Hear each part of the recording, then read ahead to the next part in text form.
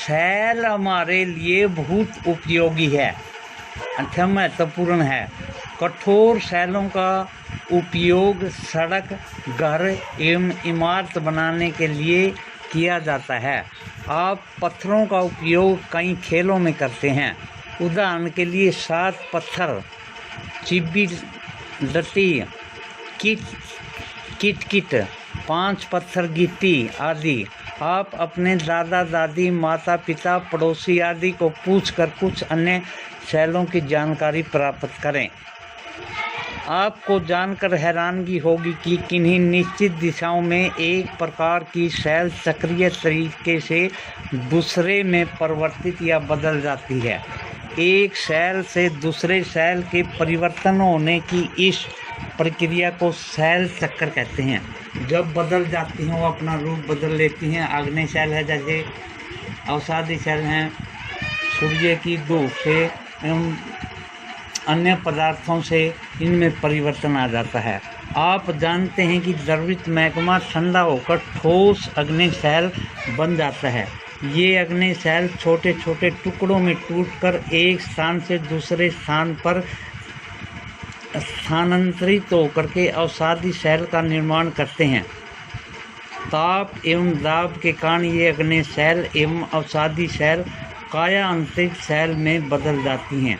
अत्यधिक ताप एवं दाब के कारण काया अंतरिक्ष शैल पुनः पिघल करके द्रवित मैग्मा बन जाती हैं। यह द्रवित मैग्मा पुनः ठंडा होकर ठोस अग्नि शैल में परिवर्तित हो जाता है। शैल विभिन्न खनिजों से बनी हुई होती हैं।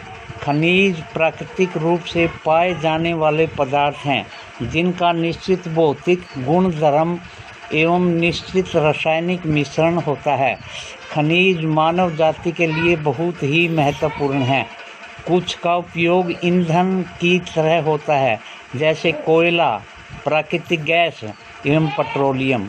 इनका उपयोग उद्योगों, औषधियों एवं उर्वरकों में भी होता है, जैसे लोहा, एल्यूमिनियम, सोना, यूरेनियम आदि। धन्यवाद। आओ कुछ करके और सीख लें। अनेक स्मारकों के चित्र एकत्रित कीजिए तथा पता लगाइए कि वे किन शैलों से बनी हैं इमारत। 2 चित्र आपके लिए एकत्रित किए गए हैं। पहला चित्र है लाल किला। लाल बलुआ पत्थर से बना होता है। ताजमहल सफ़ेद संगमरमर का बना हुआ है।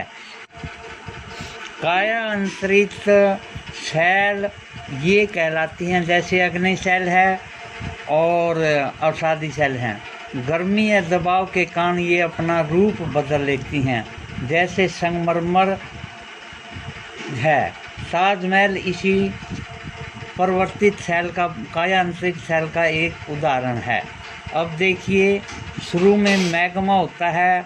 मैग्मे से अग्नि शैल बनती है, उससे अवसादी शैल बनती है, अवसादी शैल से काया अंतरिक्ष शैल बनती है। ये एक चक्र है, इसी प्रकार चलता रहता है और हमारे लिए बहुमूल्य खनिज भी लाता है। प्यारे विद्यार्थियों, ये काम आपने कॉपी में करना है और ये पाठ पढ़ कर देखना। इसमें मेन पॉइंट्स के नीचे निशाने लगा ले करो, फिर कॉपी में लिख ले करो। आप में कोई भी बच्चा मन निशान नहीं लग गया जो ये करे कार्य करता हुआ, आपकी परीक्षा अधूरी रह जाएगी। इसलिए इस कार्य को करना है। अभ्यास के कुछ प्रश्न देता हूँ मैं, 3 प्रश्न इसमें हमने पढ़े भी हैं। सही पर निशानी लगाइए। द्रवित मैग्मा से बने शैल को क्या कहते हैं? इसमें है अग्नि, अवसादी, काया अंतरिक्ष। इसमें अग्नि शैल आएगी। पृथ्वी की सबसे भीतरी परत कौन सी है? 3 परत बताई थी, पर्पटी, करोड़, मेटल। ये 3 बताई थी। इनमें से जो करोड़ है वो सबसे भीतरी परत है। सोना, पेट्रोलियम एवं कोयला किसके उदाहरण हैं? सोने को सोचो, पेट्रोलियम को सोचो, कोयले को सोचो। इसमें आपने देखना है सोना, पेट्रोलियम, कोयला किसके उदाहरण हैं? शैल के, खनिज के, जीवाश्म के। एक ढूंढना है इनमें से। शैल जिसमें जीवाश्म होते हैं वो कौन सी शैल है?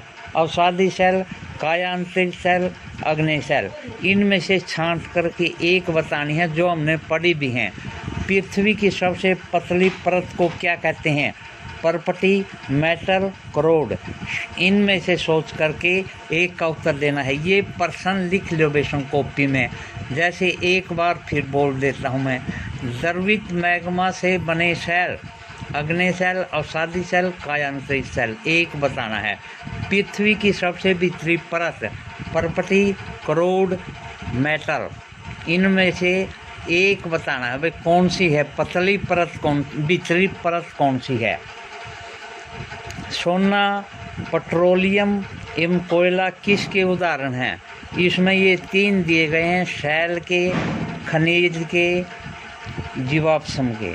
कौन से हैं वो आपने लिखना है।